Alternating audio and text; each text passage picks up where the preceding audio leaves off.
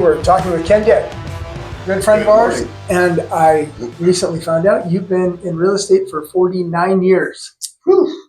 So that's a long time. When is 50? When's your birthday? When's my birthday? Your real estate birthday. My real estate birthday will be, I think it's April, if I'm not mistaken. So April of next year. Okay. 1 year. You got 1 year left. Whew. Yeah, that's a lot. This is a smidgen longer than. I know it. So you got your license, what, 78? No, 77. 77? I was studying in 76, and 77, I got my license and took off. And that was Oregon, and I still have my Oregon broker's license. Oh. You still? I still do. You still keep it current? It's current. Mm-hmm. Okay. Because I had so many clients and everything up there, I thought, well, I might as well, but, I just didn't want to take it over again, so. Yeah. Once you work so hard to get something, it's kind of hard to let it go. Yeah. Cool. Well, I've had mine since 1980, so. Yeah. 3 years longer than you. Yeah. That was when I got my Oregon broker's license. 1980? Yeah, 3 years. Took 3 years of license as an agent before you could sit for your brokers. Yeah. And then 1 year after that, I got my securities and took off in that. So, yeah.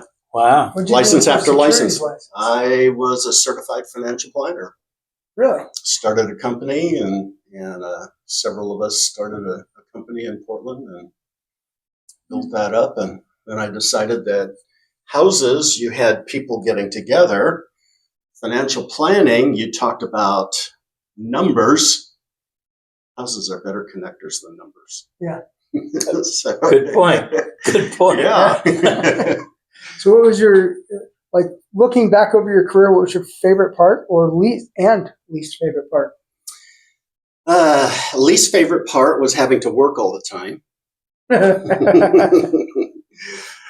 Favorite part was being able to help people accomplish something that had I not been involved, they would have had to have found someone else or may not have ever been able to accomplish it. And so those were pieces that I really enjoyed, being able to feel like I had contributed something of real value to clients. So like buying a home, what are some other examples? Because I know you've been all through the real estate arena, and what's something you like? And I know you work a lot with probates now. And well, and as we know, there are so many times when a transaction becomes very complex, and unless you have experience in that complexity, or you have other people that you can call in, that complex problem can just kind of lock down and either blow up or just kind of create frustration, and the client doesn't appreciate all the hard work you've been doing because you haven't been able to bring success the way they thought success should look. Right.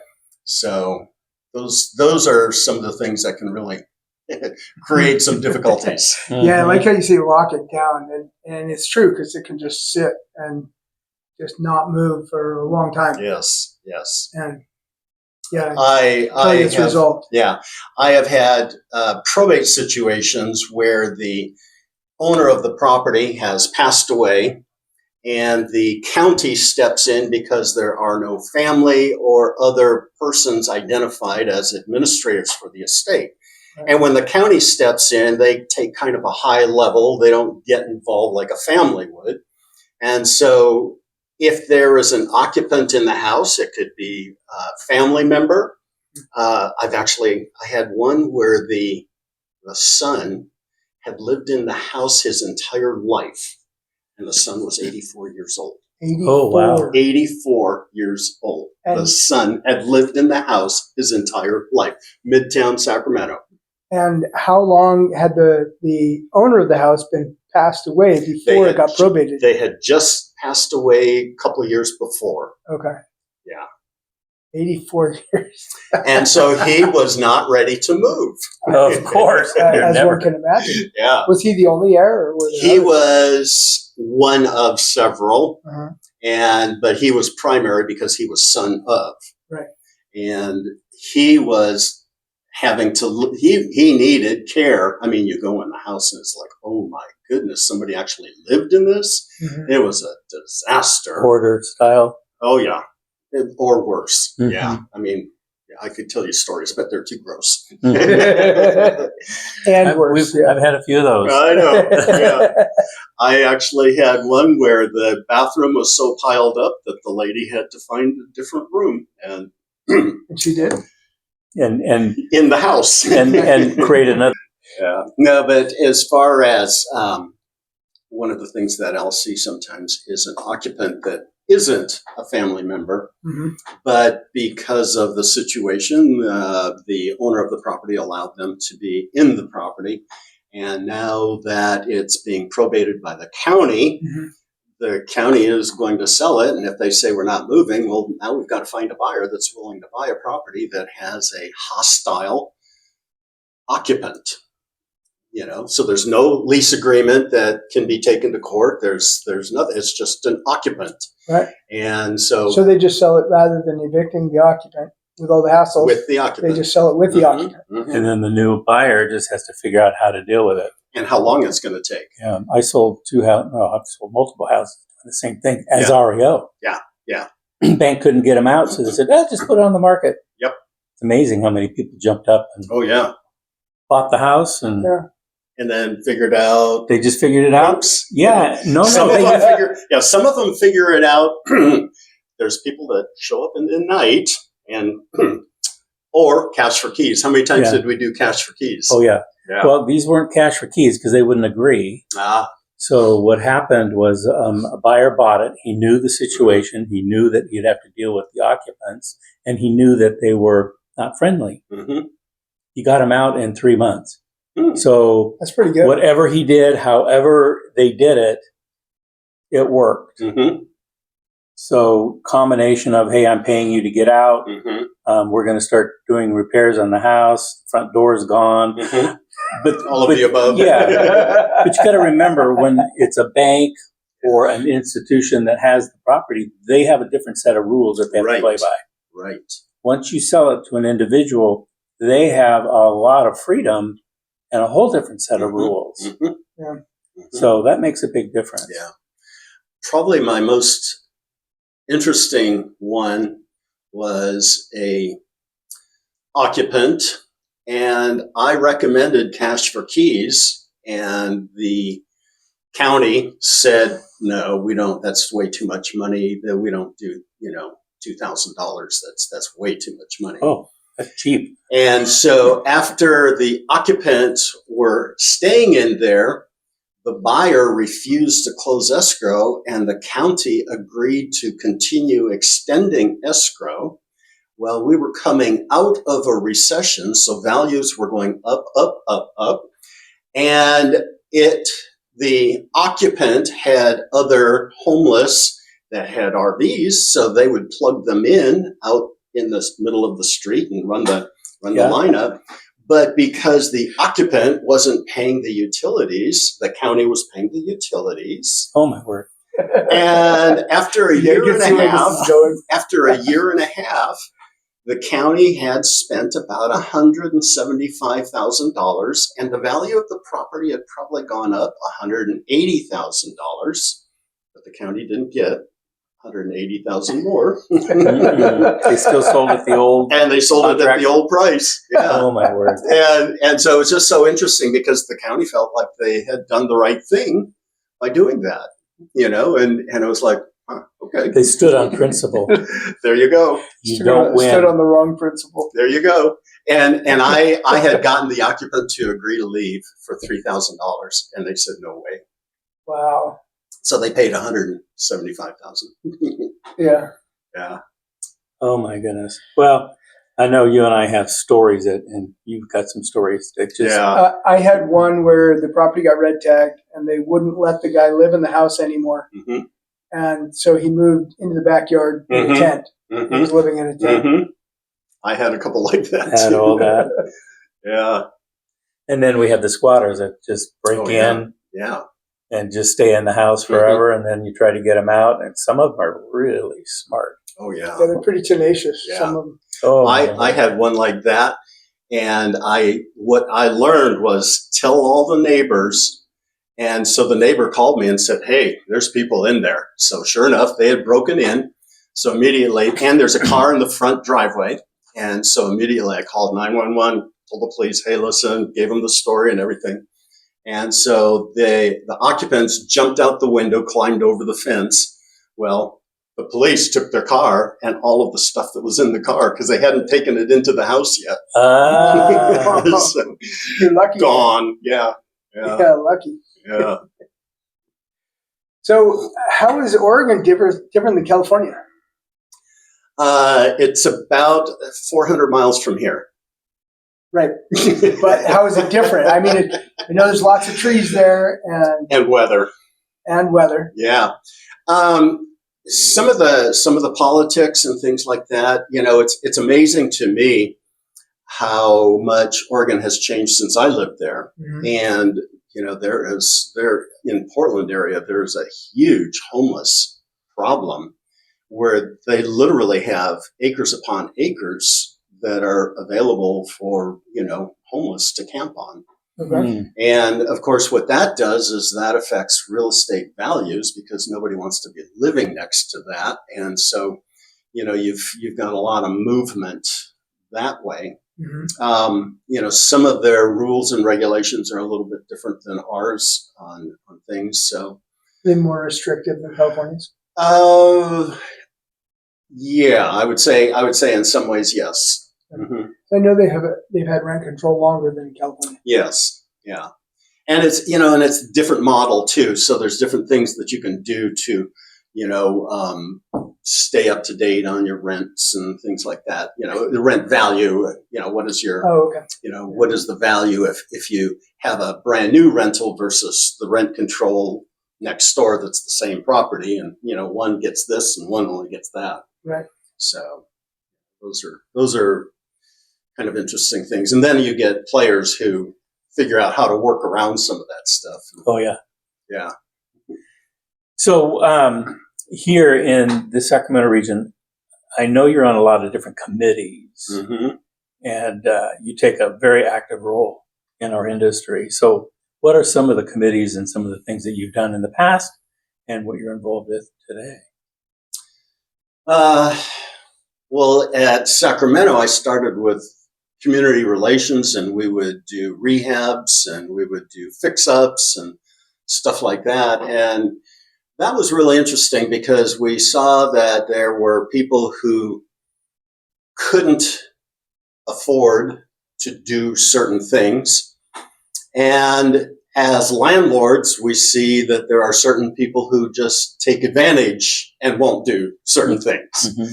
So you can see the same outcome, but with different motivations. Yeah. And so starting with that committee, we were involved, and I saw that there were a lot of people who struggled with different things, but they didn't want to share the whole story.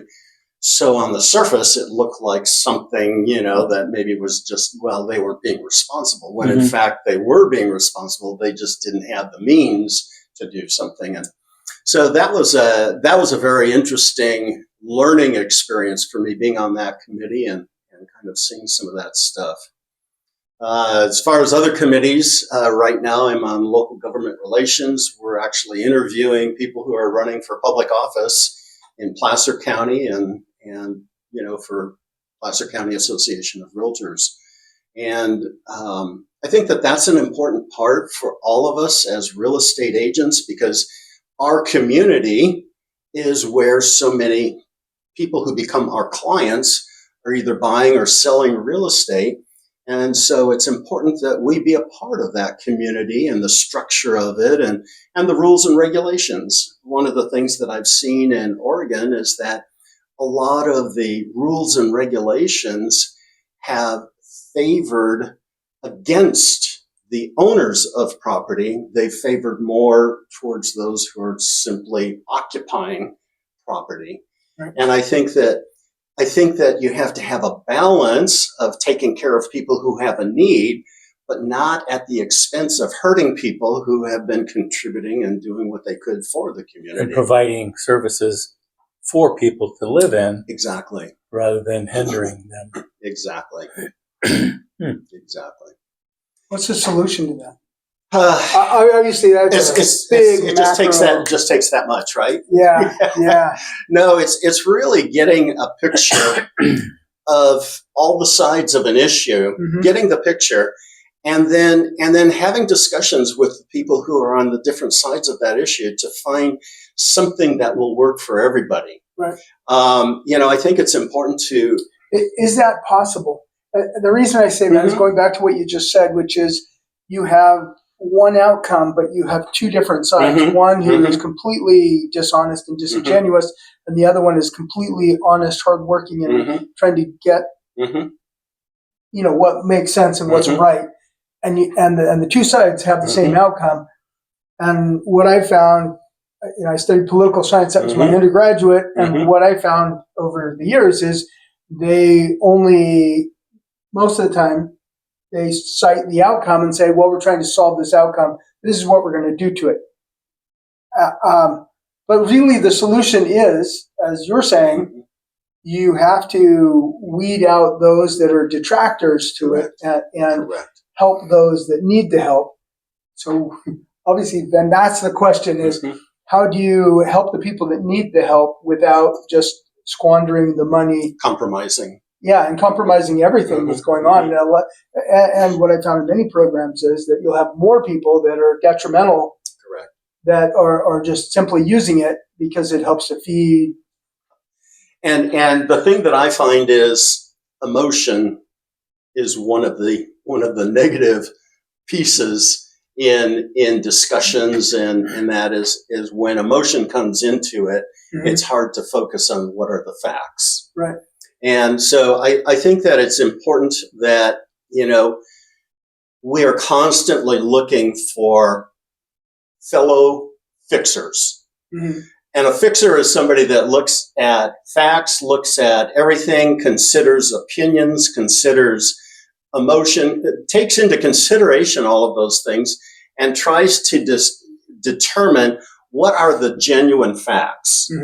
Because you're going to have people who disagree on facts, but where do we have the majority? And if we feel that, this is something that needs to move forward, let's look for people who feel that way and aren't just attacking the other side, but just saying, no, there's enough documentation to show that this is the correct position we should be taking. Right. Those are the kind of people that I like to work with who are saying, no, I'll bring you some more information. I'll bring you some facts. Right. I'll bring you some evidence. Okay, that I want to hear, not just the emotion of I disagree because rah, rah, rah. Right. Yeah. Yeah, I know. I think that's absolutely essential. And I don't think it's that hard. And what I mean by that is it's not that hard to get to the facts if you're willing to. If you're willing. Set aside whatever you think is going on and actually start asking questions to find out what is going on. Right. That's why you throw people in the room, close the door, lock it, put 2 bottles of water in there, and keep at it until the water's gone, and then they'll settle. Yeah. And don't put a bottle of whiskey in there because that'll be a problem. Because eventually they'll have to go to the restroom, but the door's locked. So. And I think more usually it's one person on the ground actually talking to people that are involved and saying, hey, what's going on here? Yeah. But a lot of people don't do that. And I haven't found that to be true in politics, that the politicians will actually go out. They'll go out and they'll take pictures by whatever the problem is, but they won't actually find out what's going on. Yeah. And seek first to understand. Yeah. That is such an important piece because, I often tell people, it's just like when we're growing up, I grew up in this kind of a family. You grew up in that kind of a family.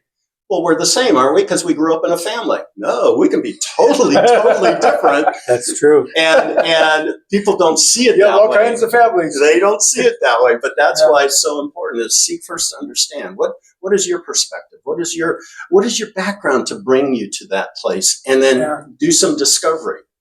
Yeah.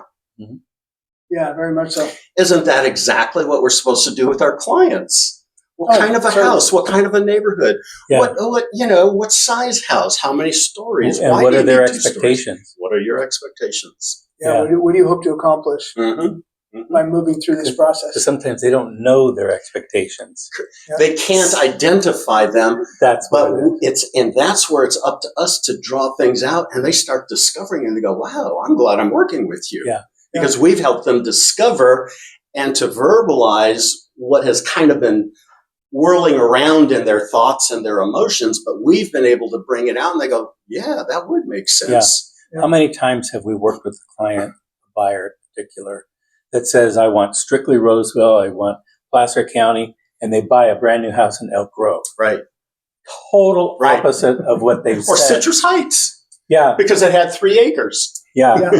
So they didn't know about that. So for me, anyways, one of the philosophies I tell all my buyer clients is, we're going to look at it all. We're going to look at the good, the bad, and the ugly. Because when you do find the one you like, you have enough information and you'll know exactly, and you can establish value. So we're going to go and look outside of your requested areas, because over there is a different price point than over here. And then they go, "Oh, I didn't know that. That's why." Yeah. And they don't get pissed off at you because he's showing me stuff that I said I didn't want to look at. Yeah. Well, that's part of the investigating process. Exactly. Yeah.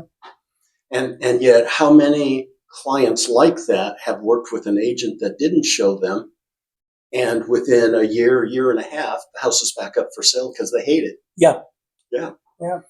Seen that, done that. I have too. Yeah. So, as you know, Joel and I do a lot of investing and work with investor clients, and I know you do too. So give us a little history of how you got started with in investing. Obviously, when you're doing probates and bank homes and REOs and stuff, you kind of get into that circle. I know you and I did some business many moons ago. Many, yeah. So tell us, do you own any rentals? Do you have? I've got a couple. Yeah. Yeah, not a lot. I went back and forth between building a large portfolio or diversifying into other things. And I have done a lot of my own property management because the property managers I have used have been a disappointment. And so that was one of the things. When I first got into real estate, the person that got me into real estate actually became my neighbor. I had moved to Portland from Albany, Oregon, and that was to work in a cabinet shop. And I was looking for a place, and because I was fairly young and I was starting out, I needed some creative financing. Well, I was only 24, 25 years old. And so I called on this one house and said I needed creative financing. And the real estate agent says, "Well, I think I can help you. There's a brand new house right across the street from me. The builder built it, and I think he might carry a mortgage." Well, it turns out that agent became my best friend who lived right across the street from me. And he told me that I should get into real estate. And I did. And he was the one that helped me get my first duplex. Guess how much I paid for my first duplex? Oh, my word. 15,000? I was going to say 13.5. Oh, my goodness. You still own it? I do not. No. Let's see. Today, I think it's valued at 600 something. Yeah, 600. But he was a person who would buy every time he had enough down payment, he would buy another rental. And I think today he's got something 37, 38. Oh, my word. And he's in his 80s, and he's still living in the same house, which is 3-bedroom, 2-bath, 2-car garage, a little private street. And I look at that and I just think, what a great starting point to have somebody like him encouraging me. Yeah. And so, that was one of the things. And then that was one of the things that I would always encourage my clients. Hey, this is your first house, but you know what? This could become your first rental. Really? How would I do that? Well, you see, now that you own this, you could buy another house with an FHA loan, and then you could keep this as a rental. Wow. Guess how many times I did that? Mm-hmm. Quite a few. Yeah. Yeah, that's great. Yeah, breaking into the investing world is not that difficult. It's everybody makes it difficult. Correct. It's doing it. It's just doing it. Listen, and it doesn't have to be, the next house doesn't have to be perfect, because that's going to be the next house before the next house. Correct. Right. Yeah. Yep. Correct. Mm-hmm. Yeah, you work your way up. See? Yeah. So, how old were you when you bought your first investment property, your duplex? Let's see. Were you an agent? No. I was still in construction. Okay. And you remember what happened in construction? I tell people, see, I wasn't that good in construction. So I stopped building and started selling. You didn't want to lose any more parts. Didn't want to. Yeah, so I was actually in that house where my friend lives still. The place that I was working, I would walk to work down the hill. And in Oregon, if you're familiar at all with the Willamette Valley, not the Willamette, going out the Willamette River, going through Troutdale, going out to Troutdale, you've got these really steep cliffs. Well, Troutdale is the very last city before you start into the gorge, the Columbia Gorge. And so my job was walk down the hill, and then go to work, and then walk up the hill, even if it was raining. Wow. And the duplex was one street over. Okay. So I could, if I needed to, I could walk by my duplex every day, twice. Right. And so I was only, let's see, I would have been, I think, 24 when I got the duplex. That's great. Okay, because I was just thinking what Mike said. I was motivated by having friends who also wanted to invest, and then the intention was to invest with them. This is my story. But then that didn't happen. I ended up just doing it on my own. Once I got a seller finance on that, and anyway, that was my first investment property, and didn't know what I was doing, but I was afraid. So, what was it like on your first one? I mean, you were buying that duplex. Were you really afraid, or were you just like, oh, okay, this is well, I had my friend telling me I should do it, and I was able to get the seller to carry the note on that. Okay. So on my home, which was a brand new construction that I was living in across the street from my neighbor, and my duplex were both private finance. That's awesome. And so I was real comfortable with private financing. It worked. Yeah. And so from that, I would ask questions of different people about, is that kind of financing the best? And the one thing that I learned, if the numbers work, keep going ahead. Yeah. If the numbers work, you got to run the numbers. Too often somebody would say, well, I want to buy it for this. Well, what are your payments going to be? What's your rent going to be? How much fix-up do you need to do before you can get that kind of rent? Yeah. And, so making sure that the numbers work is such a foundational starting place for everything. And so, that was one of the things for me. And then having done that before I ever went into real estate, that kind of set the foundation for what kind of clients was I looking for. Yeah. So I remember I had a client come to me and he had $1 million cash. And he said, Mike, I want to buy $1 million worth of houses. And the purpose is, this is going to be my wife's allowance on a monthly basis. So this is what her spending money. And I go, wow, isn't that interesting? So started scouring around. That's when you and I crossed paths. And Ken had a whole bunch of half plexes for sale on a street in kind of like the South area, but maybe it was more of a Power Inn South area. Nice, decent neighborhood. So I went in and contacted him, and I think we bought 6 or 7 of them. We bought the whole dang street. And then we bought some other stuff besides that. But I think they were selling for like 28 to 35,000. Yeah. Because we had the recession, and they were, they were great. Yeah, this is in the 80s. Yeah. So, and he had $1 million. Yeah. His wife was going to do okay. Oh, yeah. So, or was it the 90s? It was the 90s. Yeah, it was the 90s. Yeah. And yeah, we had just come out of the recession. He did really well on those. I think he still owns all of them. Wow. Yeah. Well, and the guy that by the way, he was a good agent to work with. We got together. Which is why we're here today. Yeah. We both got in the same room and we just hammered this stuff out. And the water bottles were still full. So still full. Yeah. Those were good times. Oh yeah. Yeah, because I had actually picked up a guy who was he was playing the stock market, and every time he would make $25,000 to $30,000, he'd call me up and we'd go out and buy something. And so we picked up some of those halfplexes. That's brilliant. Yeah. Mm-hmm. That's and brilliant. When he finally, then we were talking, and it was around 2006-ish. I told him, I said, our market's not looking real strong. And so he sold everything off and did 1031 exchanges. And he was able to, I think his overall profit was something like $2.5 million. And the market fell. And if he had kept all of those and then sold at the bottom of the market, he would have only gotten about 500,000. Yeah, that's about right. Yeah.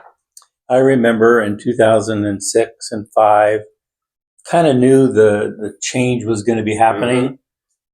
Mm-hmm. So a couple of people came to me. In fact, agents came to me and they said, Mike, what should we do? I said, well, you should sell your personal residence, take all the money, go rent the house because you can rent it for real close to what your house payment is. Take that money, go over here in this state, buy 2 or 3 or 4 houses, sit on them, and then wait for the market to crash and recover and buy your house back for 50 cents on a dollar. Yeah.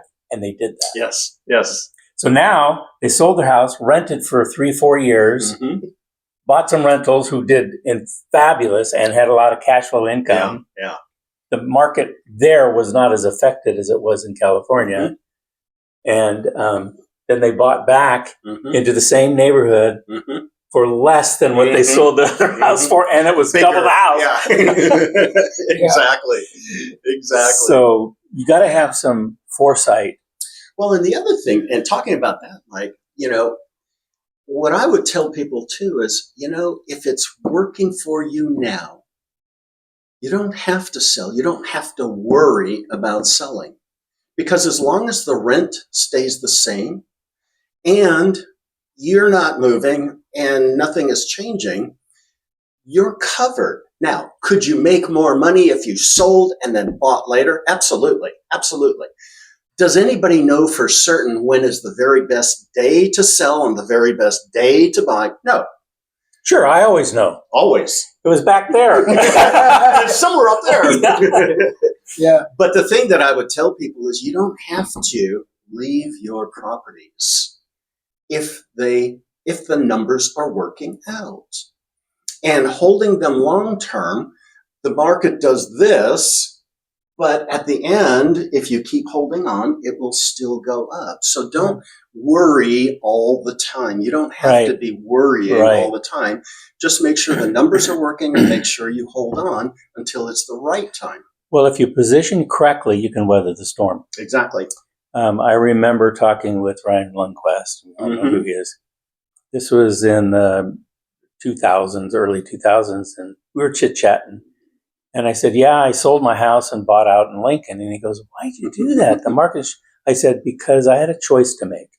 I'm either going to stay in this house that was built in 1978, multi-level. I keep remodeling it, and it's worth $300,000. Do I stay there and ride the market down, or do I come over here, put a lot of money down, live in a fabulous house that's more like a resort, and it's just beautiful, and ride the market down there? I said, so my decision was simple. I'm going to ride the market down in a house that I can treat as like my vacation home, outdoor fireplace, all kinds of really fun things. That's where I want to ride the market down. And he goes, oh, now that makes sense.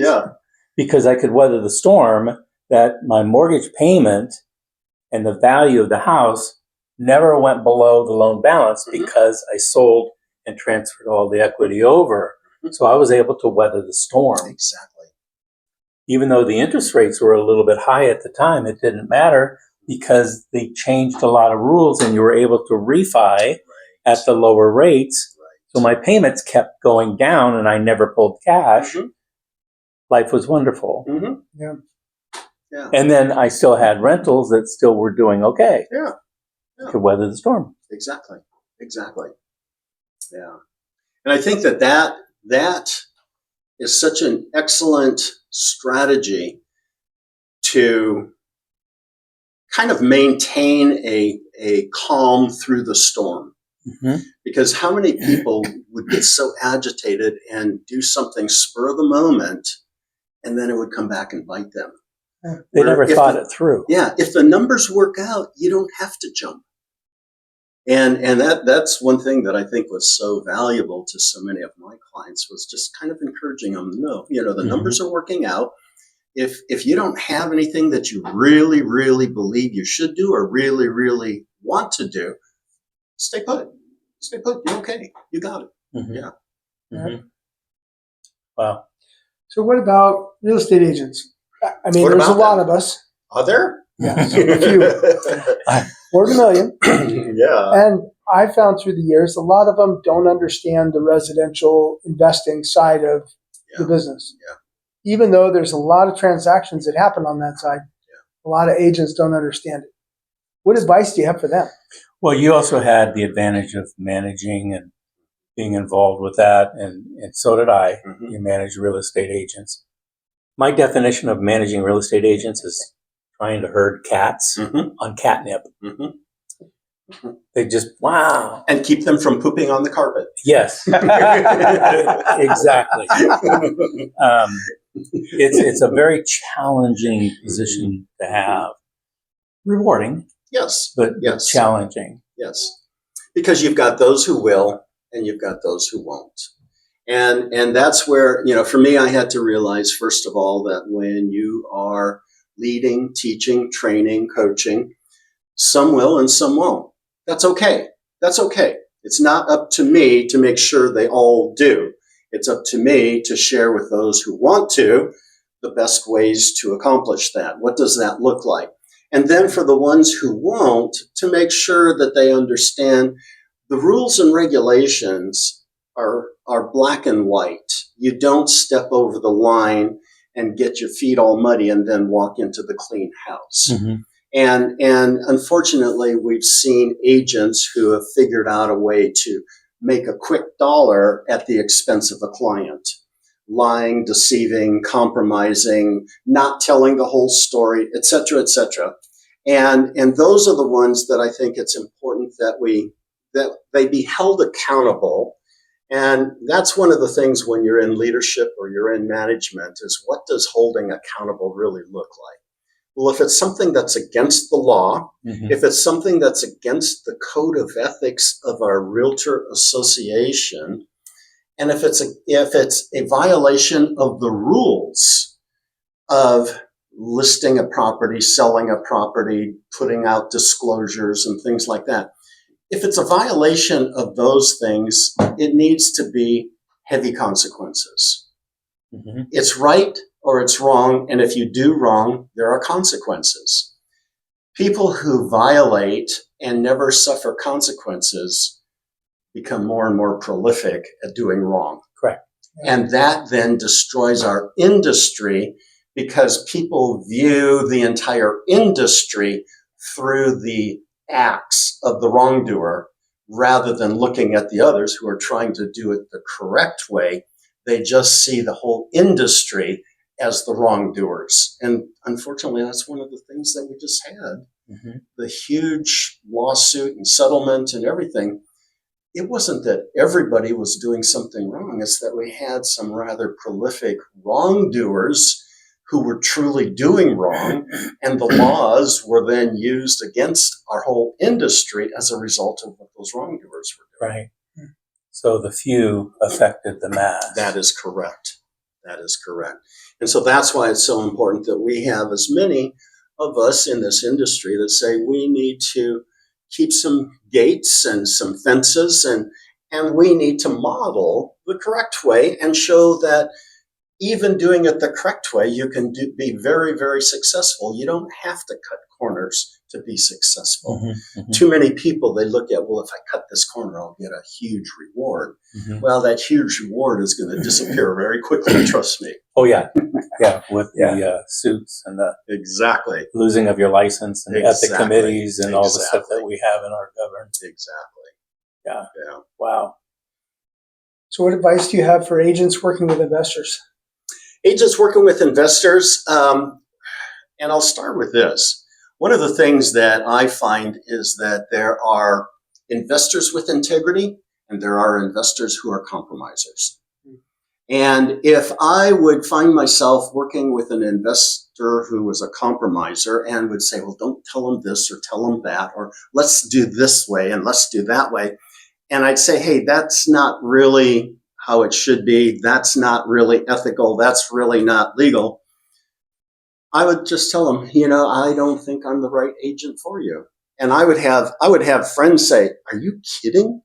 I mean, that was $250,000 commission you just threw away. Are you crazy? And I'd say, no, I'm smart. Yeah. Because the thing that I found is that I'm in the business to get commissions? No. I'm in the business to get referrals. Because you see, referrals give you commissions. Commissions don't give you referrals. I'm in the business to get referrals. And referrals come from other people who have worked with me. And the one thing that I would always find is that the referrals are always the same or lesser quality than the one referring. So if I have a sleazy dishonest, and that sleazy dishonest gives me a referral, that referral is probably even more sleazy and even more dishonest. Yep. And so that was one of the things that I started looking at. And I would share with other agents, here's what you need to do when you're working with investors, when you're working with clients. Determine the character of the person, determine the honesty, determine all of these things. Because if they are of high quality, the referrals you're going to get from them are going to be high quality referrals. And so there's where you start. And then you work it that way. And many times I had the dismiss you conversation with some pretty high commission, but I looked at it. And one of the things I would always tell agents too is, our business isn't just about commissions. It's about the time I put into a transaction. And if it is negative, if it is heavy, hard time I am putting in because it's a difficult person who doesn't have integrity, that sucks my energy out, and my energy then becomes time. Right. Yeah. It sucks my energy out, and now I'm going to need to go on a vacation. I'm going to need to, and here I'm losing time, which is where I would find my referrals. Yep. Right. And then the liability at the other end is not good. Exactly. Yeah, I found personally, and not talking about people who are unethical, but there are some people who the individual, their character sucks sucks your soul as you're doing the transaction. It's always complications. It's always distrust. It's always whatever it is. Not that anything, because for me in my career, that's been the most difficult times in my career when working with people who we weren't a good match. There was mismanagement. Or mismatch. Yes. I like that. Yes. Between the character and so that I would use the mismatch because that way it gives them a dismissal. You know what? We're not a good match for each other, and I want to release you so you can find somebody who is a better match for you. That made me feel good. It made them feel okay. All right, now we both move on. Yeah. Good meeting you. The first client. Don't call me again. Don't call me again. I changed my phone. The first client that I had that was ever like that was my first broker. Oh my. So good times. It sucks up your life, and I know exactly what you're talking about. It does. That the one transaction just consumes everything. And It makes you so you don't Well, sleep well. And when you go home and you say, "Hi, wife," Yes. because you didn't show up for the kids' game. You didn't show up. You didn't show up. You didn't show up. Well, this person's been sucking me dry. Yeah. Well, so aren't we important? And it's like, oh my goodness, what's happening here? Yeah. Yeah. You put your priorities because it's an avalanche. You know, the one stone causes more stones to roll. Yeah. Well, and that's where I always like our Y4C2Ts. Mm-hmm. What matters? God, family, business. Yeah. And that was one of the things that I so appreciated about Keller Williams as far as stating values. If I have that mindset in my business, I start at the highest level. Is this a good fit at the highest level? Am I disregarding my family because of all of the things that are going on with this transaction, this client, my business? And where does all of it fit? Because priority-wise, there were two things that came before my business. Mm-hmm. And so am I evaluating, how does this one fit? How does that one fit? Is this one fitting? And I think that that's an important piece. Yep. Yeah, I very agree. much so. How did you find that getting, stocks and being in Mm-hmm. that industry, Mm-hmm. how did that adjust your thinking or put your real estate career on a different trajectory? When I started the business and I became successful at it, one of the things that I did was you're always looking for clients, right? So how do you leverage getting more clients? Mm-hmm. And this was way back in the day before it became as popular as it is now. Let's put on a dinner. So you started those steak dinners. And here's what I thought. Let's see. If I have an attorney and if I have an accountant and they are well known and they've been around for a while, what is the one thing that they're going to have? A database. Yeah. So I will do all of the marketing for you, and we will put on this dinner, and we will talk, and we will encourage people to come and have a free interview, whether it's for estate planning, whether it's for accounting and taxes, or whether it's for financial planning and investing. And because I was still holding my broker's license, we could do stocks or we could do real estate. Which do you like? And so it was a great introduction, and I got some huge databases. And I mean, my business was just exploding in real estate and financial services. Wow. That's great. Yeah. Good. I don't even know what to say. Yeah. Most people can't make it in one industry, let alone survive and thrive. Well, and that was where I started to look. And when the market crashed in 81, I sent out a letter to all of my clients. And I said, I think we should sell. I think we should go into cash. And about 50% of my clients says, well, if that's what you say. And the other 50% that said, no, we're staying in the market. And you remember what happened to the stock market. Yep. And what happened? So crash. Oh, big time. Huge crash. Yeah. Okay. And so on Monday, it was Black Monday. What year was that? 81, I think. Yeah. Yeah. Yeah. And so the market crashes, and so many of my clients were calling, well, why didn't you force this? Or why didn't you take our money out? Or why? Yeah. And that was hard because I said, I sent you the email, remember that? And I sent you the notice, I called you, I did all of it. I calling the whole database of clients who had, money invested and everything. But the thing that I realized is that in real estate, people are much more connected with the real estate. Because it's, even if they never saw it because it's in another state, they still understand what a duplex is or a triplex or it's a tangible family item. It's a tangible. Stock is not tangible. It's not at all. Something about brick and mortar and dirt. Mm-hmm. Mm-hmm. Go kick it. Yeah. Yep. And you could see it, you could touch it, you could smell it, you could feel it, take a picture of it.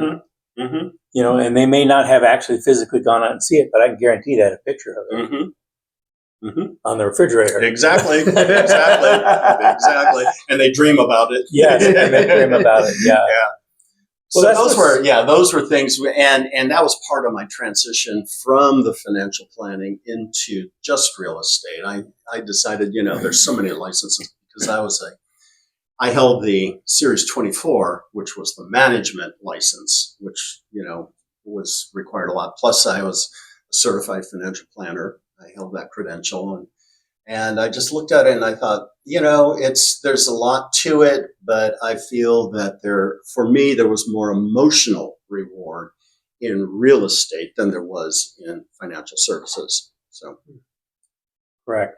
Well, go out and buy a bunch of rentals. So, what's your speaking on that, like transitions in life? What's your kind of standard modus operandi for? I'm presented with a fork in the road. Which way do I go? Mm-hmm. How do you make that? I mean, we're at a fork right now. Kind of which direction do we go in today? Mm-hmm. Where do we go? How do we play the rest of our lives? If we're investing, if we're young, if we're older, where does that path lead us today? So if we had to give recommendations, because that's all we can do is give recommendations and opinions, what would you say would be a good direction? I think the first thing is that we don't jump everything to something different. So whatever is done needs to be thought out and then do in partial to see how it is working, how it is developing. That's number one. Number two is to have other input. I think it's valuable to have input from whether it's family, whether it's other advisors or whatever. I want to see what the different opinions are and why they have a different opinion. Okay. And then the other part of it is my family, my spouse. What do they feel comfortable? What are their thoughts? And take all of those pieces together and then find the path or the modification that makes the most sense for the time being. And, when you look at some estates, as the parents who are the primary trustees of an estate start to age out, and then you see the next generation starting to manage or oversee, and they make some of their adjustments. If it's all been thought out together, you see much more continuity. Mm-hmm. When it's not thought out together, you see bang, boom, crash. Right. So I always encourage, think it out. There's, one size doesn't fit all. For some people, this might be a better fit, but go and use these different resources to come up with the picture that seems to work best for you. So basically search people out that are doing what you think you want to do. Correct. And get advice from them because they're physically doing it. Correct. Like a mentor. If you could do it again, would you do it the way you're doing it right now? Yes. Oh, right. Okay. I want to talk to you some more. Yes. If they say, no, I wish I had. Okay. Thanks so much for that information. That was good. Right. What's not working for you? So what advice do you give that you want to pass on to the future? Now, here's a question. Well, no, I wanted to answer this question first. The reason I ask is because I started inviting friends of mine to lunch, but they're in their early 20s and they're just starting on their road. And I find that sharing perspective of experience and life, I find it helps them to guide their way. And so I'd like to hear your thoughts on that same topic, which is for those that are in their 20s and their 30s, what's your advice on living life and moving forward successfully? Make sure that there is a portion of your planning that has to do with the future, not just today planning. And what does that look like as far as investments? What does that look like as far as, your accomplishments? Are you going to go back to school? Or are you going to move to another state? Why? What makes you think that that's best? Just because your friend did that?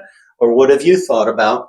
And so you need to have a portion is planning the future and put some put some a foundation under that and put that structure together so that you can constantly revisit and say, yeah, I still want it that way. Yeah, I still want it that way. Okay, what do you need to be doing to accomplish that? Well, I probably should buy an investment property. Well, I probably should buy it here.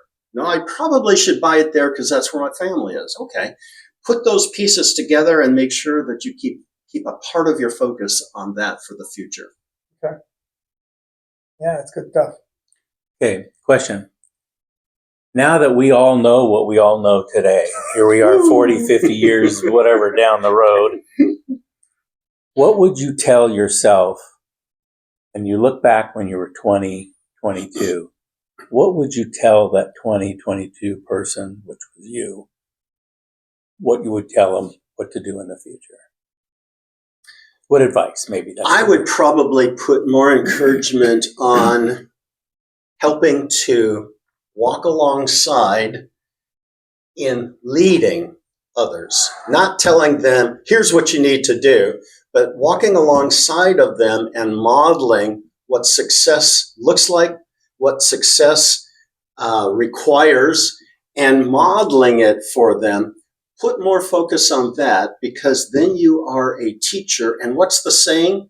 The teacher always learns twice as much as the student. Correct. Yeah.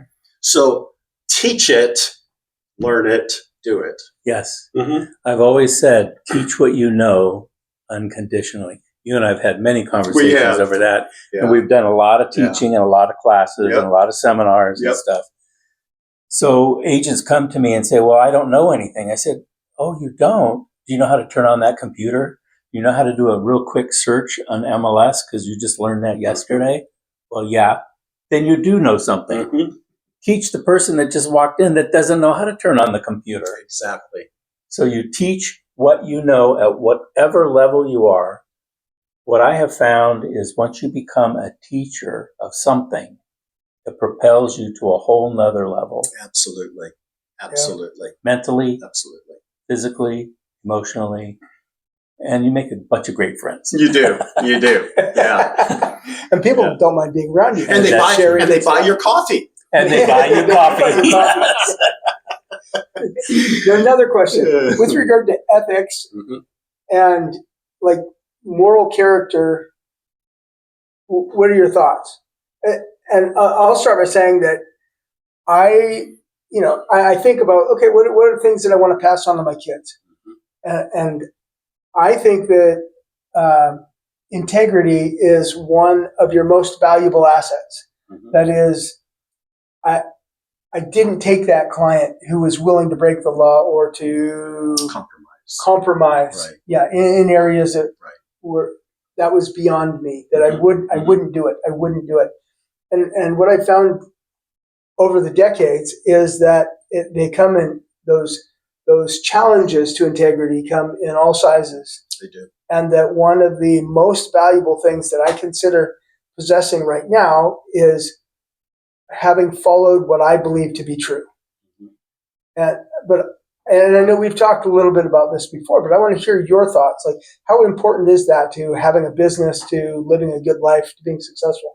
Well, I would go back to what Gary Keller shares with us in the values of God, family, business, and in that order.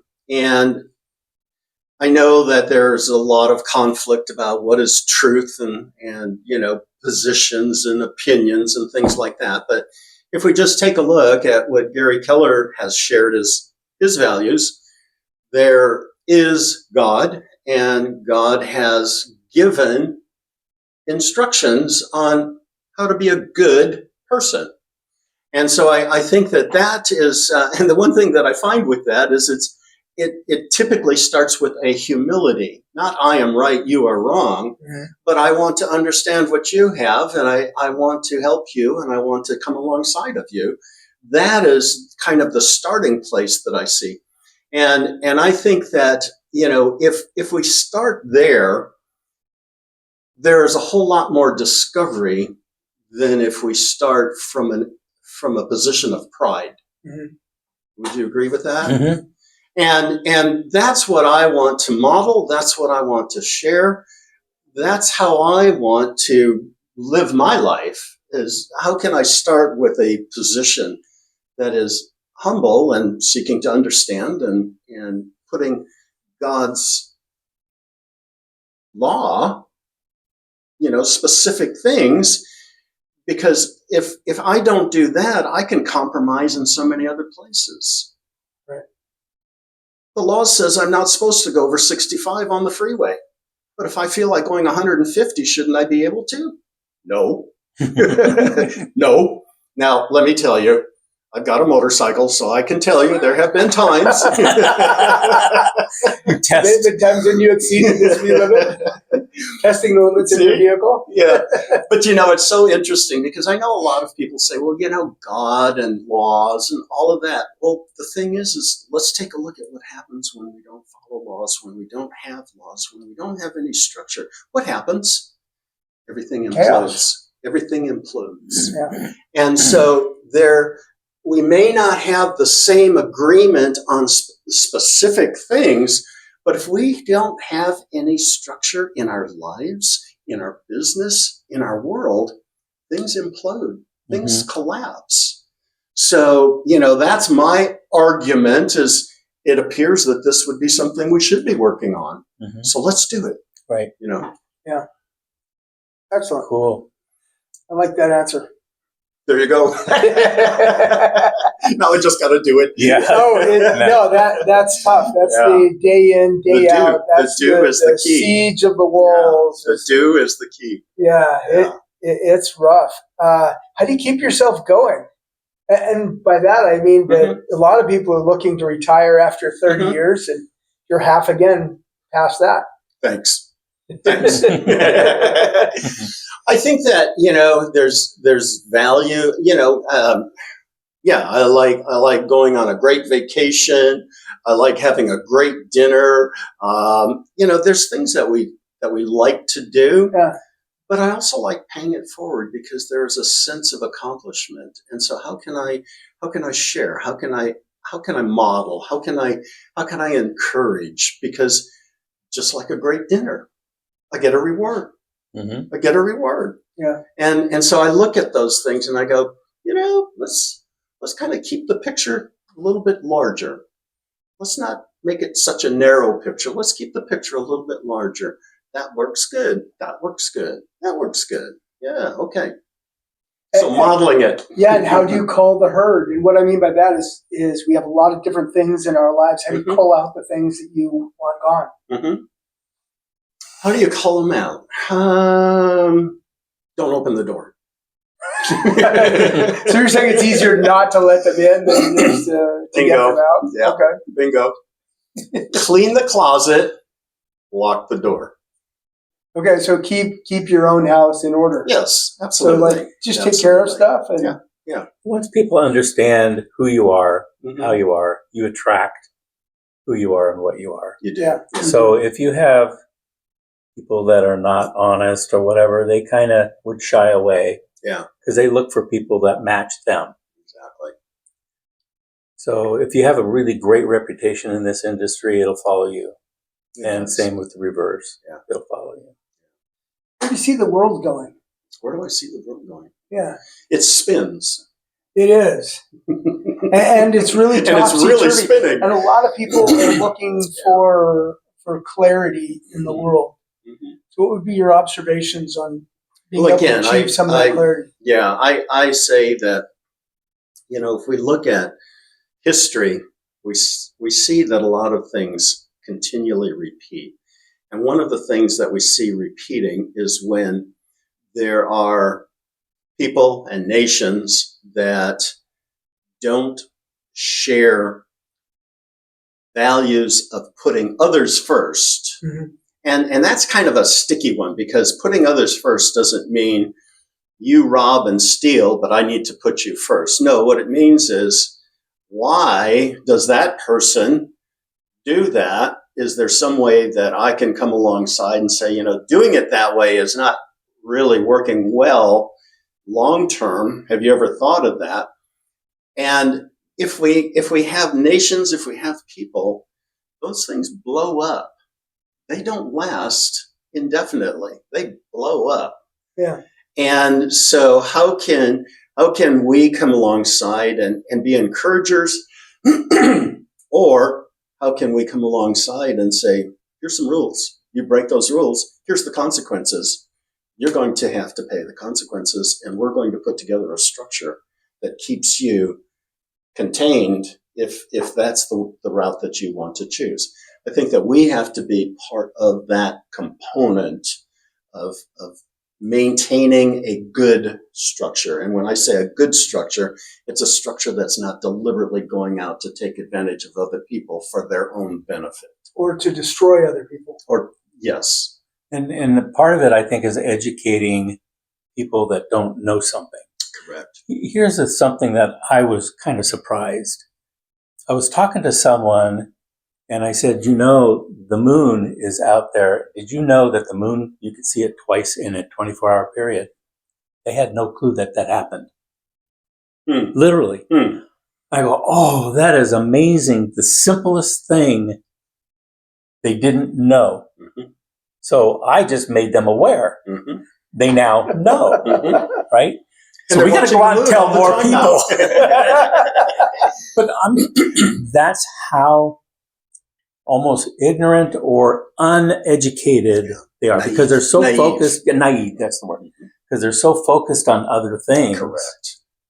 Or they've heard or they've read something, and they've taken a certain picture and they've encapsulated it in their mind, and nothing else is open to think about it. Correct. It's done. And now they're discovering, oh my goodness, all this time I've been wrong. Yeah. Well, that's one thing I know for sure. I'm wrong all the time. and moderating that with life is that you're wrong. And I love how you said, take it with humility. Yes. Because the more I learn, the more I realize I don't know very much at all. And I like to think that over time, as I get older, my margin of error has declined, has decreased. That is, okay, I didn't know a whole bunch of stuff, and as I get older and wiser, I'm able to do more things, and I know more things.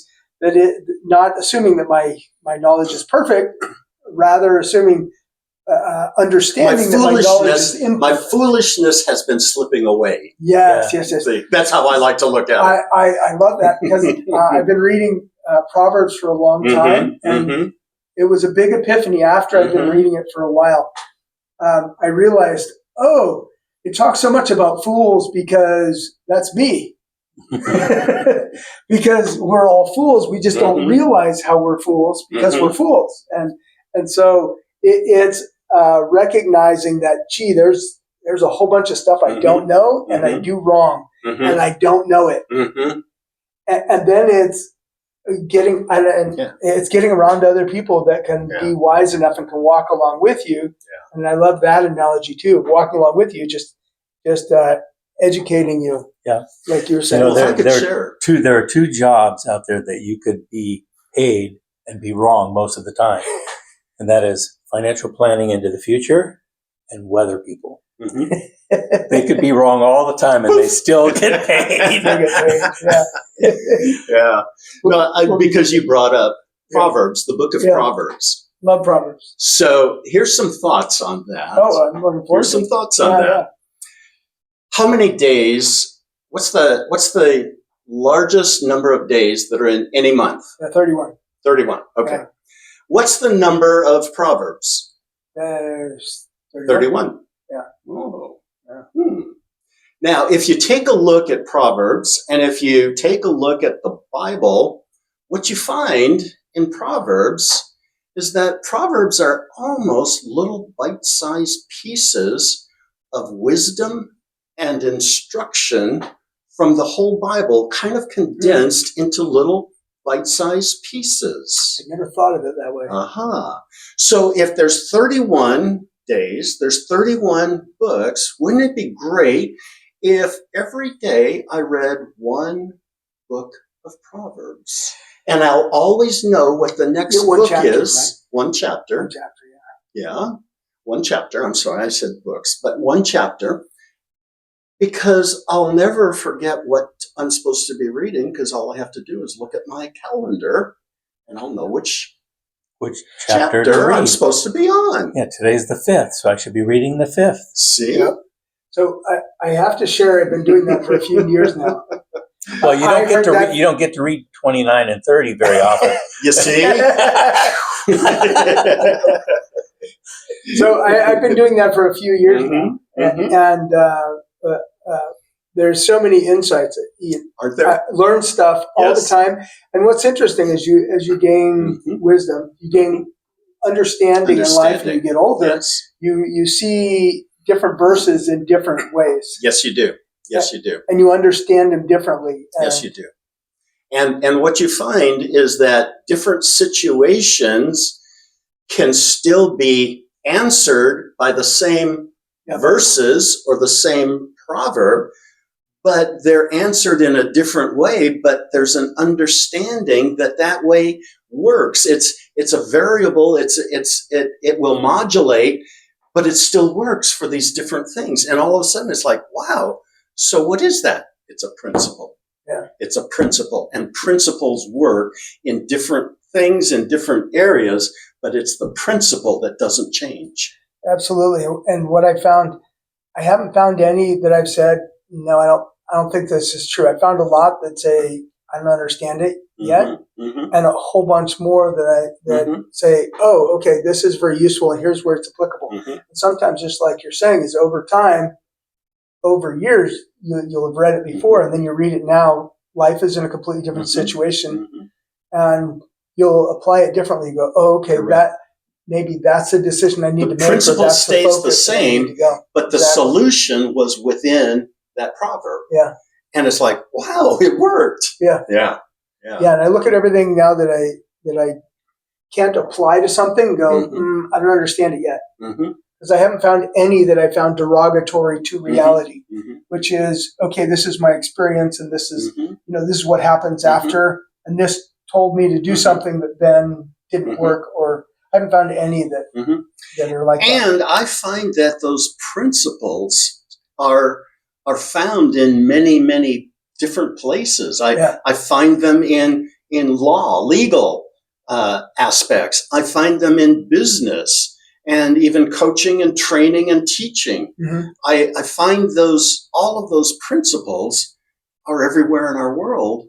It's just not they're not condensed and refined like they are in the book of Proverbs. So Proverbs actually gives me a reminder of all of these different things.